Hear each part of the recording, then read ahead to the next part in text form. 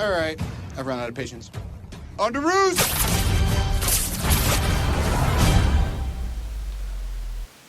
Hey everyone.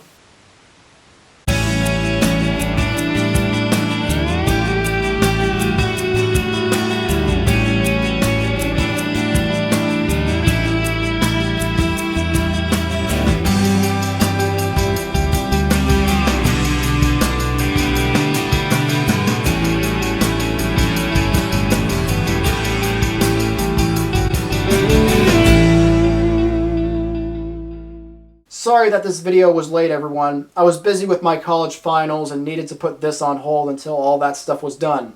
And now that it is, please enjoy my review, which is spoiler-free by the way, in case you haven't seen the movie yet.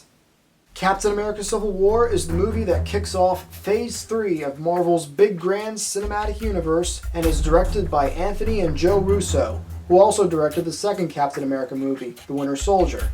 Now, after the events of Avengers Age of Ultron, and a couple other Marvel movies as well, the United Nations pretty much tells the Avengers, look fam, if you're gonna keep protecting us, then you gotta be held responsible for all the damage that you've caused with your quote-unquote protection.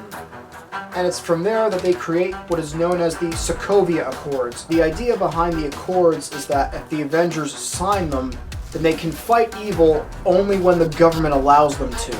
Captain America is against the idea of the Accords, Iron Man is for the idea of the Accords, and all the other Avengers have to pretty much choose a side.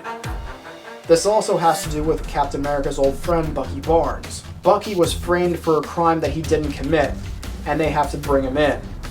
And seeing how Bucky is his childhood friend, Captain America takes it upon himself to protect Bucky at all costs, and it becomes a superhero battle for the ages. Now, it should come as a surprise to no one, but yeah, I freaking loved this movie.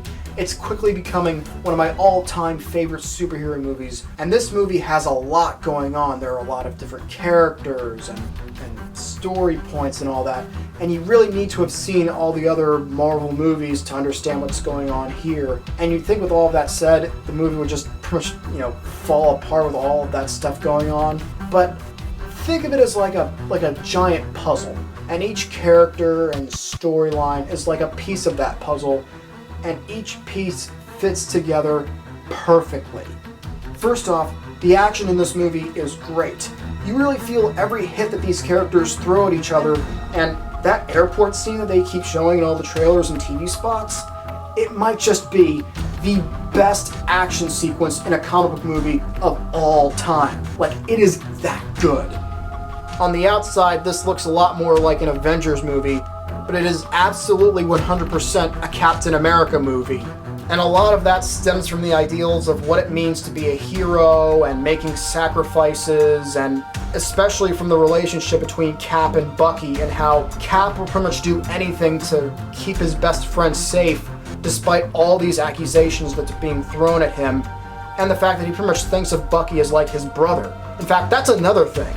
One of the main themes of this movie is family, and that stems a lot from the relationship between all of the Avengers and whether or not they'll still consider themselves to be a team after all of this is over. And that's all thanks to the performances in this movie. Everybody brings their A game here, and I mean everybody. For example, Paul Bettany's Vision and Elizabeth Olsen's Scarlet Witch, they're both terrific. They have a lot of great scenes together. Paul Rudd's Ant-Man fits in here really well. In fact, he has probably one of the most memorable scenes in the entire movie. 2 words, think big.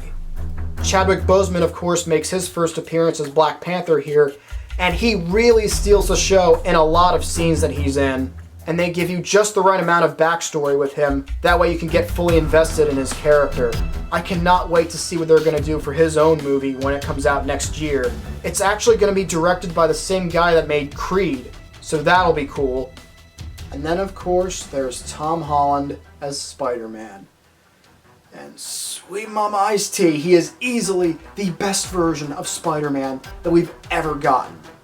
Now, I'll always love Tobey Maguire's version of Spider-Man because that's the version that I grew up on. And I have some respect for what Andrew Garfield did as Spider-Man. I just wish that the movies he made were actually good.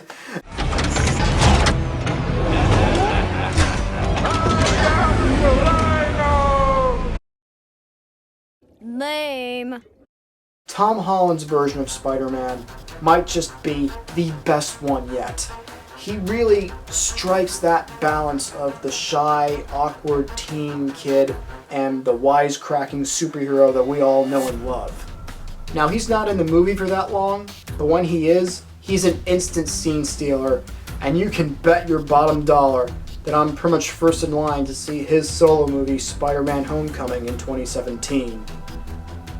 I also think the movie's villain is really good too, and I know Marvel's been getting a lot of flack over the years for their villains not being very interesting, but I think Daniel Bruhl's Colonel Zemo is one of the exceptions here, because he's obviously not a very, physically intimidating character, but when he reveals his evil plan, you can actually understand his thinking process for when he came up with it, and you can actually feel sorry for him. And to me, that's what makes him one of the more interesting villains that Marvel has given us so far.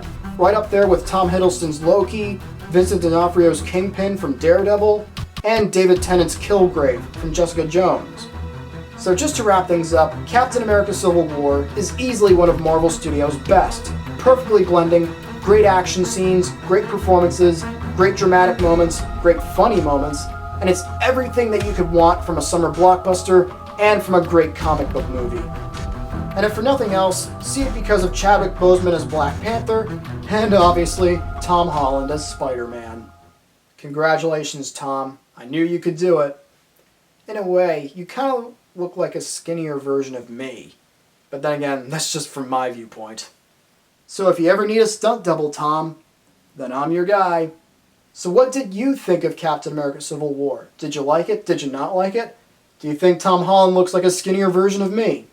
Tell me in the comments down below. And as always, if you like what you saw here, feel free to click that thumbs up button, share this video with your friends, and if you haven't done so yet, subscribe if you want. And stay tuned for my next round of Steven Spielberg reviews, which include reviews for The Sugarland Express, Jaws, Close Encounters of the Third Kind, and 1941. They'll all be coming your way very soon. But until next time, my name's Mark Aquino. Thank you all very much for watching, and I'll see you later. Bye.